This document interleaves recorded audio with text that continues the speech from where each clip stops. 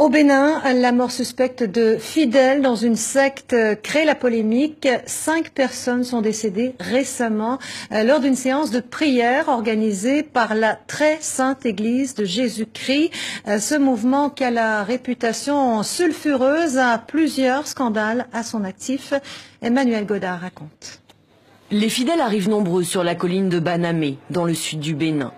Aujourd'hui, la Très Sainte Église de Jésus-Christ célèbre l'anniversaire de son pape. Un pape intronisé par cette femme.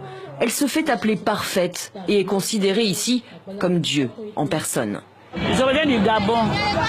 Je suis venu assister au 50e anniversaire de notre pape. Un événement très très important pour moi. Et voir encore et profiter de cette occasion pour voir mon Dieu. Mais derrière cette ferveur se cachent des faits étranges. Parfaite, qui dit être descendue du ciel il y a 25 ans, a étendu son influence à travers le pays.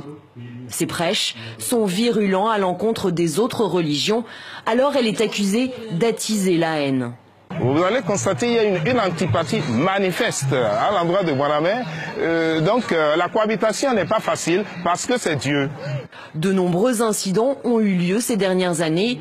Le dernier en date, en janvier, des heurts violents entre habitants de Djimé et adeptes de la secte ont fait au moins 2 morts et plusieurs blessés. Autre fait troublant, 5 fidèles de cette église sont morts asphyxiés par des vapeurs d'encens dans une pièce close.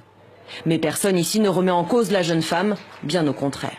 Si vous dites que c'est un être humain ordinaire comme vous qui dit qu'il est Dieu, qui prend la place de Dieu, et que depuis 9 ans qui dit qu'il est l'unique créateur du ciel et de la terre, il y a eu ce silence radio au niveau de toutes les autres divinités à l'échelle planétaire.